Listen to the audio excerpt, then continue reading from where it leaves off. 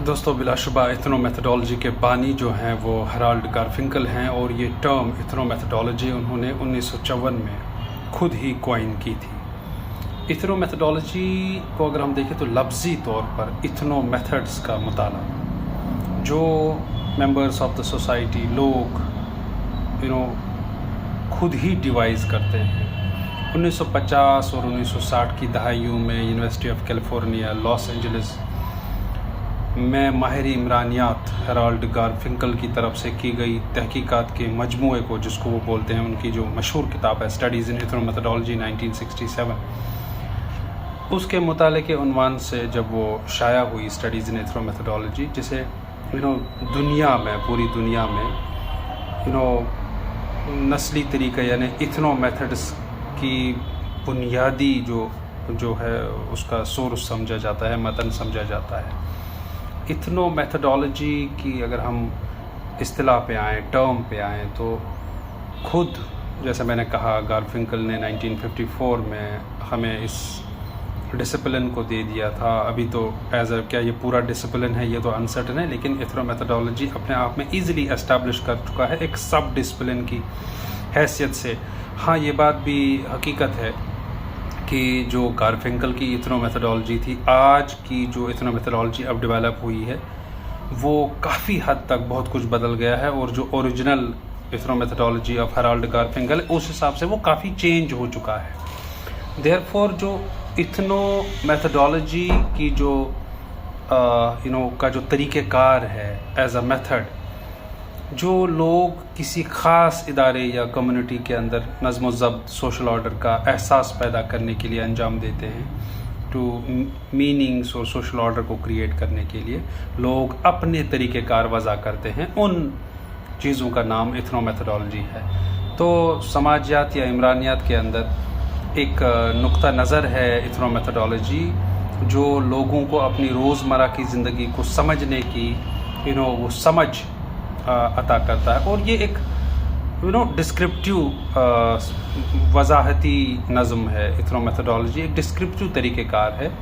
اور مطالعہ کے موضوع کے طور پر سمجھے گئے مخصوص سماجی نظم کی وضاحت یا اس کی تشخیص میں مشغول نہیں رہتا، ایویلویٹیو نہیں ہے ان نیچر ایتھنو میتھڈالوجی،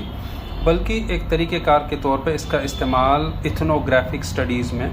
لوگوں کے طریقوں کو بیان کرنے کے لیے کیا جاتا ہے، جو وہ اپنے روزمرہ کے حالات میں یوز کرتے ہیں لوگ to make sense of the social world. Garfinkel کی طرف سے ایتھنو میتھڈالوجی میں جو ایتھنو جو سائنس ہے، ایتھنو سائنس لٹریچر ہے ان اینتھروپولوجی، اس کی it was done in tandem with that, اس کو اردو میں کیسے کہیں گے یہ مجھے نہیں آ رہا ہے۔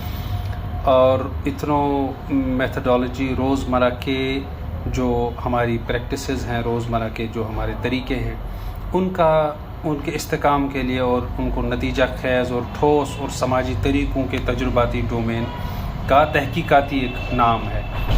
اس کے مطابق ایتھنو میتھڈالوجسٹ کو ایک مخصوص موضوع یا موضوع کے ایریا کی طرف گائیڈ کرتا ہے، جہاں پہ تجرباتی طور پہ آن ایکسپیریمنٹل بیسس عمل، جس کے تحت لوگ خود کو منظم، خود کو یونائٹ کر لیتے ہیں سوشل آرڈر کریٹ کرنے کے لیے، روزمرہ اور جو باقی مانوس سماجی حالات میں جو اسے پاتے ہیں، جن کی شرائط میں وہ باقاعدگی سے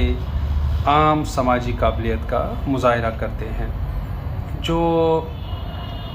ایتھنو میتھڈالوجسٹ ہوتے ہیں وہ ہوتے ہیں جو ایک ڈائریکٹڈ ہوتے ہیں towards a specific subject area اور empirical practices whereby people find themselves in orderly اور everyday and familiar social circumstances in whose terms they can regularly display ordinary social competence. اور ethnomethodologists دوستو what they try to do, they try to attempt to examine society through the study of ordinary people, everyday affairs۔ بالکل نا، جیسے اسی لیے ethno Harold گارفنکل کو ایک common sense sociologist بولتے ہیں، کیونکہ انہوں نے اس سوشیولوجی کو بالکل نا ایک بہت ہی ایک نیچے لیول پر،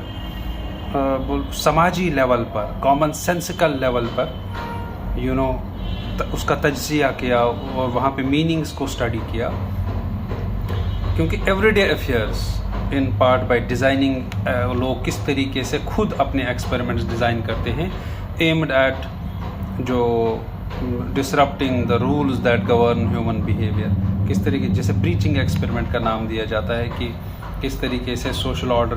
جب کریٹ ہوا ہوتا ہے اور عام اس میں اچانک سے خلل پڑ جائے تو لوگ کس طریقے سے اپنے میتھڈس کو ڈیزائن کرتے ہیں ان ون وے اور دی ادر.